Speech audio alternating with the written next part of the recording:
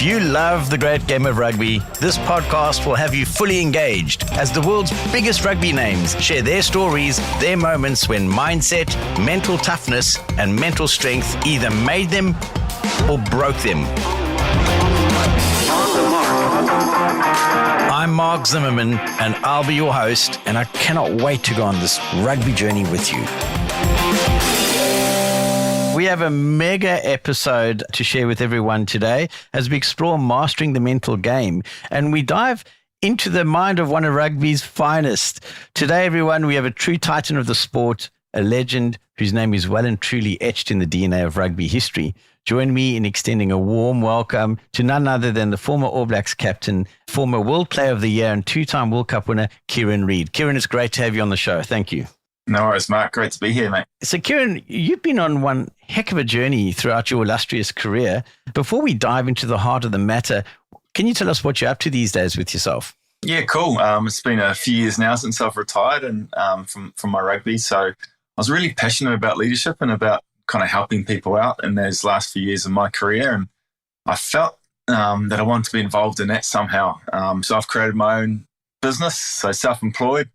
I guess it's performance coach / leadership consulting work, which is brilliant actually. Do a bit into sport, but plenty into businesses, helping their leadership teams, helping them figure out what high performance really looks like.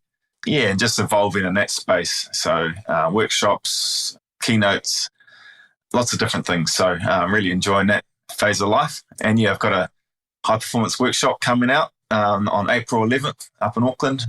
So anyone interested and within the area up there in Auckland, more than happy to go along to my website, kieranread.co.nz and check it out. That's amazing. And Kieran, is that in person only, or can people also tune into those kind of workshops online? That's an in-person workshop, that one. Great. Yeah, I do a little bit of work online, but mostly it's in-person stuff. And Awesome. And you know, Kieran, my understanding of the mental side of competitive sport is that the boardroom can learn a lot from the changing room, if you know what I mean. And because those high intensity situations where often we need to tap into mental toughness, whether it's in the workplace or in our personal lives at home or on the rugby field or in any sport, I think the mental side of the game is one that we need to embrace.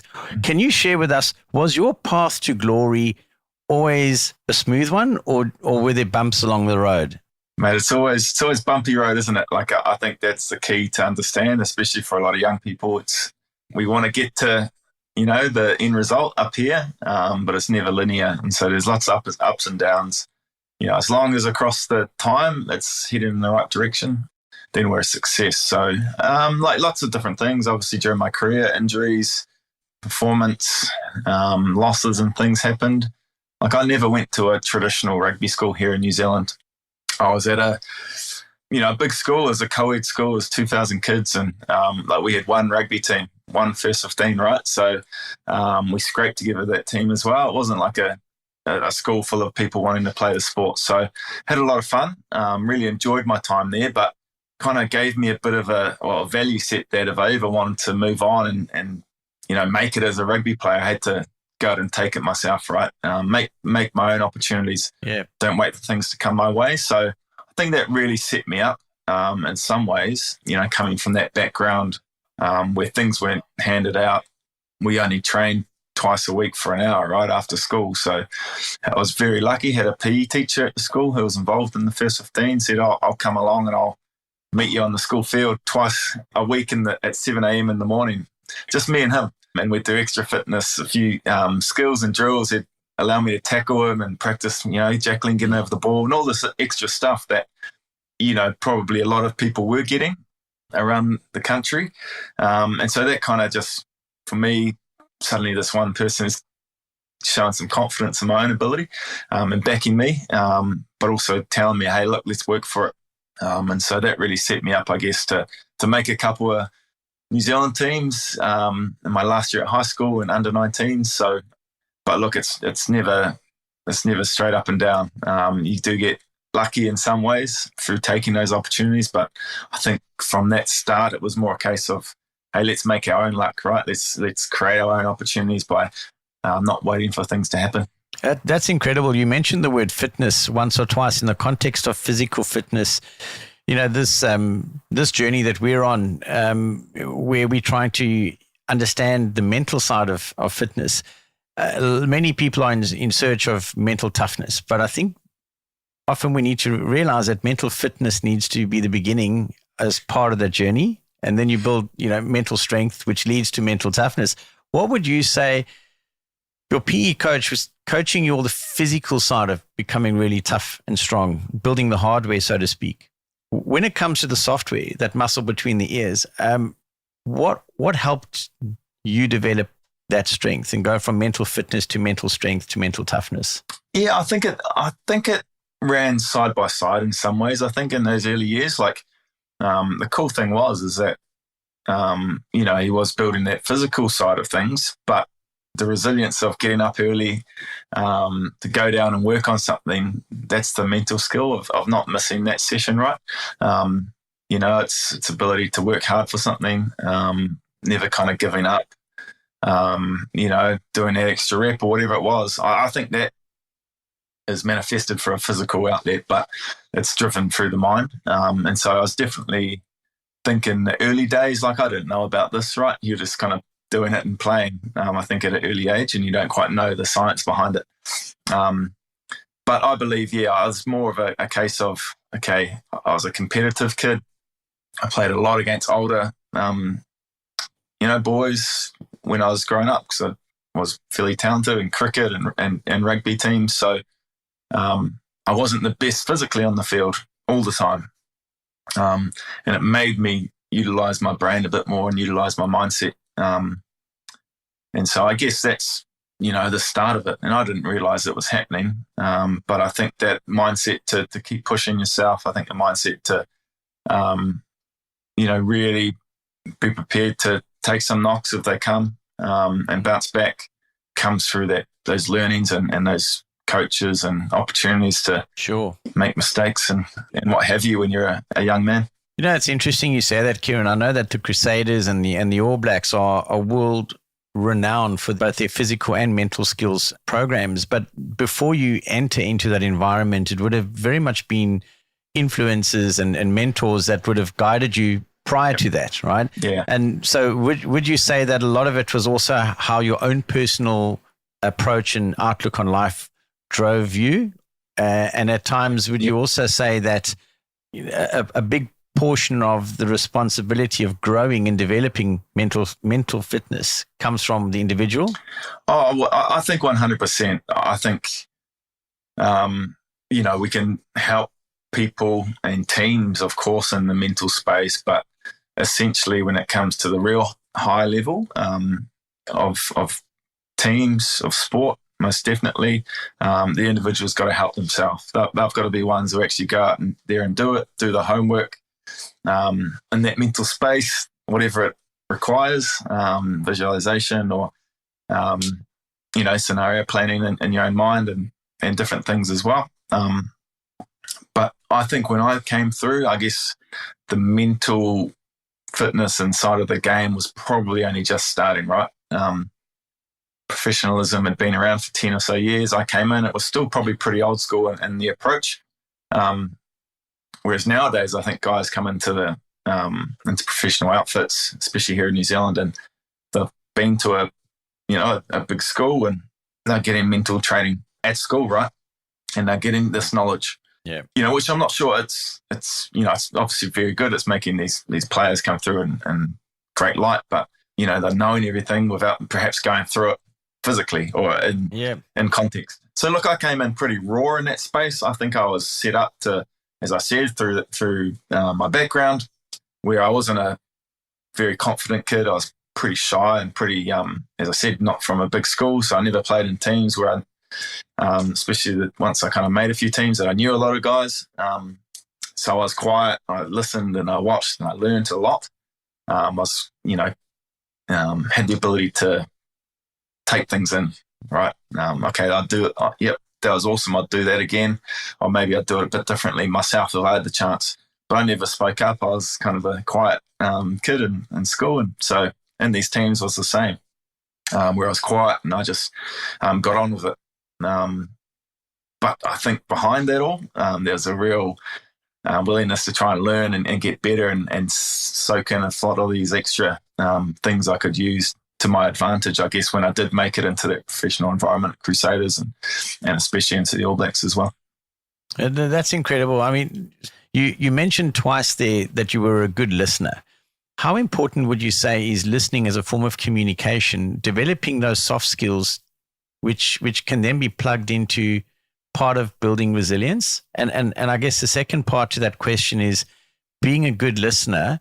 How does that equip you beyond your rugby years as well when you enter into the, whatever that chapter is afterwards, whether it be in corporate or anywhere? Yeah, I believe being a good listener is essential in any kind of communication situation, any relationship, especially if you're in a position of leadership or power. I think using your eyes and your ears, it's that kind of quote, right? We've got two eyes, two ears, but one mouth. You use it in, the right ratio. So listening and watching, I think, really helps you. So, it was just who I was naturally as a young person, but I certainly brought that forward when I started captaining teams. I didn't want to lose that ability to listen well and pick up on what people are going through, right? And actually listen. And it's easy to stand there and hear people but not listen. So actually, making sure that you actually genuinely listen is really important as well. So I didn't know, but as I've moved through into my career, it was like, this was a big kind of pillar of me as a person, especially as a leader, and what I'm doing now as well. And with my kids, it's the same thing. You can get stuck in a loop where your kids are telling you that story that, it's something really simple and you're like, this is so boring, you've told me this before. But if you can listen to your kids and genuinely listen, it's brilliant. It shows them that you care, and also you're like going, well, you might pick up something a little bit more about your kid or someone it's going to really help you in your relationship with them. You'll probably find this, Kieran, going into corporate environments, as I sometimes do as a leadership coach as well, the very basics of coaching active listening. We take it for granted that everybody understands the concept of active listening. And that's great what you've just outlined. And again, I keep coming back to the audience of particularly youngsters making that breakthrough from transitioning from school rugby to maybe club to a more competitive level. When it comes to dealing with disappointment, I'd like to touch on that for a moment. If you could go back in time, knowing what you know now with the benefit of hindsight, what would you be telling your 18-year-old self about how to brace for those moments where you may be sidelined due to injury, or you may be not be selected when you thought you would be selected? Yeah, look, I think what I've learned, around that whole adversity piece was, when you're young, it can knock you out. It can have a quite big effect on you as a person. And as you kind of go through, experience kind of tells you that this thing that's happening isn't going to happen all the time. I can bounce back the next day. I can get better. Things that are going to work. So I'd probably just hopefully educate myself around that a bit more. I think be prepared to embrace that hurt or those moments that don't quite go your way. I think's crucial as well. So that's what I'd say to kind of that 18-year-old me as well. And probably the other thing I'd say to myself is to also have confidence in your own ability. Back yourself. There's nothing that's going to be negative about you backing yourself in any kind of situation or asking that question that you've got in the back of your mind of your coach or someone. So essentially that'd be probably the two things I'd say to that person. Good to go for a bit of adversity and realize that, hey, if we change a little bit of our outlook, our mindset, then, we can move forward in a really positive way and learn from those little things. That's a very interesting point you just made about, exposing ourselves to adversity. I'm a firm believer that, we learn far more from a loss than a win, as painful as that is. Was there a particular game that you remember being a part of or the side you were captaining where it was a particularly painful game to lose, whether it be an international or Super Rugby game or school game? Oh, mate, 100%. There's been plenty. I think as captain, you probably take it a bit more on your shoulders. So Crusaders final 2014 in Sydney against the Waratahs was hard to take, and probably the biggest one for me over my career was my second to last game in the All Black jersey, 2019 World Cup, playing England in the semi-final, and losing that game. And I think, in context, you put so much effort into, the team you're involved in. And for me, captain of the All Blacks. And so 4 years of your life is going into, trying to go to the World Cup and win it, and try and be first team to go three World Cups in a row. A lot of things are over top of what you're trying to achieve, and, represent your country and all this stuff and the guys around you. So that loss certainly hit hard. And the thing I had to remember too, like post that loss, was initially the boys, and so everyone's gutted, and naturally that's the position we're in. But I brought them into a huddle and said, hey, look, the world's been watching us win for a long time here, right? And they've applauded us for winning with a bit of dignity. Like, they're watching here to see if we're going to slip up, when we do lose, as, we're not going to hold ourselves in a good regard and respect for the game. So told us to put our heads up. Let's respect England for the performance that they put in, and, let's show the world that we can lose with that, real honour and dignity as well. And so go through all that, go through the media, and it's bloody tough and hard. And, there's tears in the change room, and like I was, you're feeling pretty sick to the stomach knowing that you haven't achieved what you wanted, right? But there's this thing called, there's perspective that can come into your life in different ways. Yeah.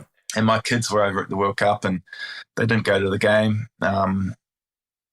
But I went back to the hotel, and it was my birthday that day, on the day we lost in that semi-final.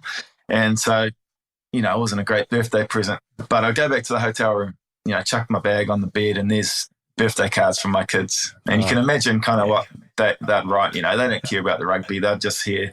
Yeah. Want dad to have a good day. And, it's just little things like that can change your perspective. Look at, how grateful you are to have amazing kids. And yet the sun rose the next day, and the next day I'm still pissed off and I'm angry. Yeah. And, you say the right things, and then you go back to your room and you cry, and but a few days later, mate, you start to process it, and you can get over it, right? The other thing that kind of helped, we had another week, had the third, fourth playoff, a game no one wants to be involved in. But I looked at it as another opportunity, my last opportunity to play in the black jersey, pull on this jersey one more time. And so let's embrace that. And so that's what we talked about in the week, and what I said to the guys. And took us all week to kind of get into a mindset of let's embrace this last opportunity for a lot of us. And we went out and played really well and showcased who we were, And I'm really proud of that whole week, really, because she was a tough one. Yeah, it's never easy facing losses, but, you find ways to work through it. There's three things you just mentioned in there. I thought that response to the question was incredible, what you've just shared with us. The word perspective, I think, is a word which often gets glossed over because I feel many people don't quite understand how to apply perspective. And that comes, I guess, through experiencing those down moments. And then the other one was you considered your teammates. I think part of the values of what drives a team and the shared vision of a team that can lead to success on and off the field is that feeling of camaraderie as being part of a team, so that not one person feels the loss. You share that pain together in a team sport, right? Maybe different in golf or tennis or something, but in a team sport, you certainly share it. So we've got the perspective element. You've got the consideration of your teammates, and then how you faced and fronted up to the opportunity to don that jumper yet again, right? Because that jumper means so much to not only just you players, but the country that's supporting you. That's quite a profound response to that question, and I think the reason I ask that is simply because what we as leaders are trying to do is to inspire the next generation to understand that you're not going to always become successful at everything you do. And when you experience a loss in a game, that there's more to learn from it, and you can come out more resilient off the back of that. And there is an upside to losing, as hard as it is to process that at the time. It's a hard one, right? And I think I'm a better person, leader now, and what I'm doing in my life now because of that loss, right? And it allows you to examine and reflect and look at things in a bit more of that microscope. It's all part of it, right? And how much would you say would players at a professional level be influenced by or distracted by off-field goings on? And how would you as a player, or how have you seen your fellow teammates in the past coping where there are very obvious off-field distractions? It could be deeply personal things going on in people's lives, and then they have to turn up to training session and put in their all, and then turn up at match day. Well, how would you as a leader encourage and mentor, coach your fellow teammates to be able to leave off-field distractions off the field? Yeah, it's very difficult, right? I think there's a thing, the compartmentalizing things is pretty crucial in certain jobs, and especially for us on the field. And the hard thing is you try and avoid as many of those off-field distractions as possible. I think is key, because as soon as it's part of your life, even if it is off the field, it is going to have an effect on the field. And I think we know that the happier we are off the field, the better the performance we're going to get out of the person on the field. So yeah, there's a few things that we can do there. There's some things we can't control, in terms of the weather, or at home with your family and someone's sick, or you can't get a good night's sleep, whatever it is. But you can control a lot, right? You can control the media, how much media you induce. If you go on social media and read things and the different interactions you're going to have. So I'd educate around that space. It's pretty important, pretty valuable to try and ensure that, you're not bringing into your life things that, potentially could have a negative effect on your performance. And so other than that, I'd say to guys to be wary of that part of it, but also go, okay, here in game day, we want to be clear in our mind as much as possible. Not be thinking about our, all that analysis and work that we've done previously and what's coming next, or the party after the game. It's just trying to clear your mind and be as instinctual and reactive, I guess, to what's in front of you on the field as much as possible. So I think that's where I think I played the best, and what I see around teams and players as well.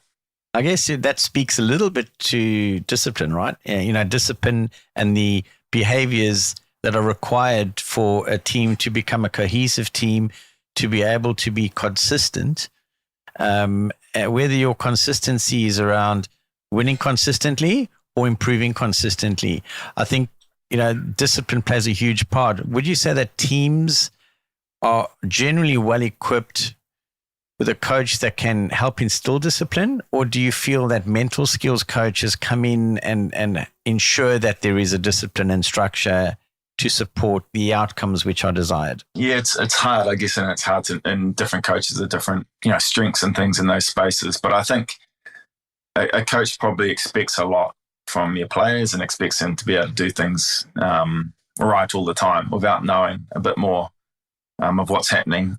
And so finding a structure, a routine, a week, which is probably what a mental skills coach can really help you with, and certainly help me. Gilbert OSullivan had a lot to do with that in the early days at the All Blacks for me, to try and create a routine, create a consistent preparation that allowed me to know these things were the things that are really important for me to get a performance on the weekend. So these need to be in my week, and I need to structure that to happen.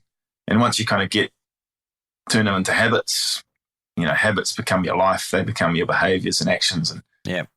And then it becomes a bit easier, and it's all just having a great week of preparation, great week of habit building, routines, consistency of doing that every week allows you mentally, and this is for your mental mindset, to go into a game and feel really confident in what you can bring to that game. Absolutely. And you mentioned Gilbert OSullivan. I've had some recent exchanges with Gilbert. I think he's probably regarded as one of the all-time greats when it comes to mental skills in the game of rugby. how much would you say someone like Gilbert has an impact on a team like the All Blacks? And would you say that sometimes with international teams may not place as much emphasis on the software, focusing just on the hardware, would you say that having someone like a Gilbert in the mix really made the difference? I think so. I think 100%. I think there was a difference between, say, the All Blacks being a great team for a number of years, but potentially not being able to transfer it into, say, the big games or World Cups where we would come up short. Suddenly we realised how important this thing between your ears is, that brain of yours, and yes. figuring it out. So he was a huge pioneer in that space, and not just helping individuals, but helping shape, how teams work together in a whole week and preparation, how you're connected and your culture, right? And you're connected to your past and where you're heading in the future. And, if you can really find that connection and belonging in an environment, then there's so much more you'll give and so much, more that the team can, really connect over. So I think that's where he had a massive impact, and most definitely kind of started the ball rolling in rugby especially. That's interesting. You mentioned the word the past, and I think often for players they put so much pressure on themselves, and when they make a mistake, some players they can fall apart in a game, right? It can literally, if they're not able to shake the mistake off and move and play the full and be present in the moment. I guess the question I've got here is, was there a special technique that you applied either for yourself or that your teammates used when there was a mistake that was made, that you were able to move on from it really quickly? Yeah. Everyone who I played with had a different cue or something different that they used to ensure that they moved through that moment. And so for me, it was self-talk. I just had to talk to myself, and I said my name. I said Kieran. I said next task. Essentially there's something about saying your name which brings you kind of out of your head back into your own mind and into this moment, which is really important. That's, you'll know all about that stuff around the psychology of it. Yes. And then essentially after or any time on the field, you want to be focused on what's happening right now. So where your attention is what you're focused on. So let's go next task. Whatever that was for me, that's what I'd focus on.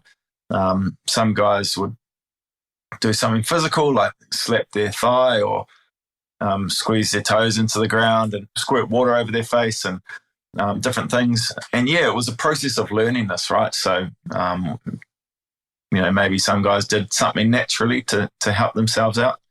But over a period of time where, as All Blacks, through the help of Gilbert and definitely Kerry Evans, who helped as well, in this space of understanding our mind, we all kind of had our own little thing that would help us. And so mine was self-talk, and because you're going to go into a bit of a red mist or something that's not right at some point, or every game it's going to happen. So just having a tool up in your toolbox to go to, it's bloody important. Well, as a mental skills coach, that resonates extremely well with me. What I also find is self-talk's important, but it's also listening to the right voice inside your mind, because sometimes we, as players, can also listen to a voice of negativity, which is inherently there. And we try and sometimes get caught up listening to the doubtful self, right? So it's having the ability to listen to the, in your case, the Kieran prompting the Kieran to come out of that shell and move on, rather than the Kieran saying to himself, "Oh well, this is not going well. I don't want to take the next kick or the next whatever." So that's interesting. When it comes to competing against other internationals, who sticks out in your mind as an international rugby player that is the epitome of mental strength and resilience? An opponent that you've been up against, who you've admired for their mental strength, I suppose. Yeah, it's an interesting one. I think.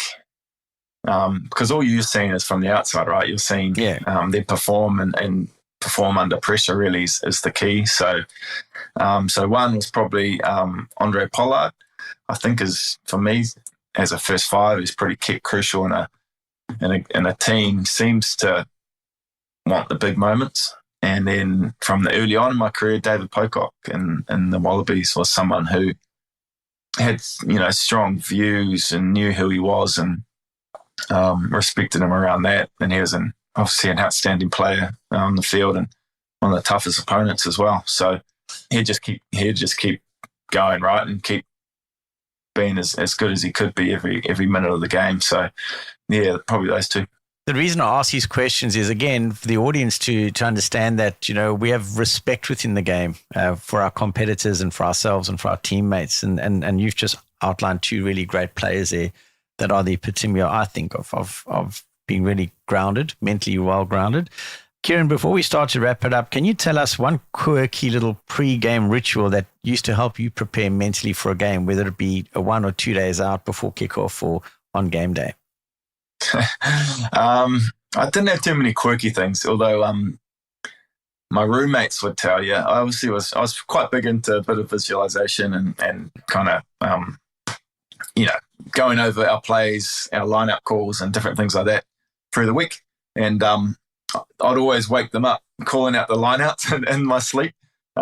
So my roommates would always say I'd know the lineouts backwards and forwards because I'd be calling them in my sleep. So yeah, a bit of a sleep talker and stuff. So I did that, and I think that really assisted me. That's kind of subconscious. That whole, the fact is, if you're doing it physically or you're running it through in your mind, you're still building the same neural pathways that are going to help you build up that kind of repetition. So I think that's crucial. I really, learned about that and used it a lot more as I went through my career. And I think it really helped me. That's great. And your leadership programs that you're running, the one that's coming up now, what could someone expect who's attending that? What are the correlations that you could share in terms of leadership to business people who come and learn about leadership? What could they expect to learn from Kieran Read? There's no silver bullet, right? It's about understanding exactly who you are and being able to connect into you firstly, and what your values are, where you see yourself, being authentically who you are, and then also going, okay, I've got to lead myself as well. I've got to do a lot of what we've just talked about, which is being able to lead yourself in a mental space to allow you to perform at a great level. So we'll be touching on a lot of that stuff. We'll be learning a lot of that intrinsic real drive of who we are. And then let's look at, in high performance teams, okay, what can I do in my team to build ourselves, build our connection, build our teamwork. So really looking at culture, belonging, and then looking at kind of, how we get strong teamwork through communication and through understanding roles and things like that. Yeah, it's going to be a lot of fun. So looking forward to it. It sounds like it's going to be heaps of fun and more than just fun. I think it's an incredibly poignant and important topic to focus on for any team. So we'll most certainly be doing a call out for that again closer to the time. To wrap up, what would you say to any of our listeners? And again, I keep focusing on the aspiring young players of the game and the current players of the game. What would you say to our listeners about any tips or advice you could share with them around how to become the best versions of themselves on and off the field? For younger athletes and rugby players especially, it's like fall in love with the game, like really enjoy it. I think it's so important. There's only a finite number who are going to go on and play at the real top level. But this game can give us so much in terms of what it can do for us socially, our connection with our community, and the value that can give ourselves and give each other around us. So I would say the best thing is to build up that ability to mentally take knocks, bounce back from things that don't go your way, grow your mindset, in terms of a growth mindset to say, hey, look, maybe today wasn't my day. Hey, I'm going to go and work on that. And tomorrow or the next week, I'm going to be a little bit better. I'm going to give myself another chance. So I think that's crucial. Put that with a bit of optimism, the stuff we've talked about, to say, hey, look, let's, things can go my way. we've learned a lot from you on this conversation, probably a lot more than you realize. So I just wanted to take this moment as we wrap it up to thank you for your time.